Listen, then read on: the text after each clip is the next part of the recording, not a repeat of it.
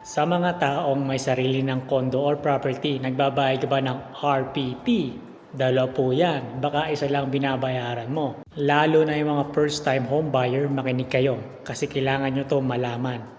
RPT is Real Property Tax. Sa mga nakabili na ng kondo or nag-inquire, nakinig nyo naman siguro yung RPT for common area. Iba pa rin po yung RPT, Real Property Tax. Explain natin. RPT for common area, ito yung sa labas ng unit mo. So basically, ito yung gym, reception, hallway, ito yung kabuong building.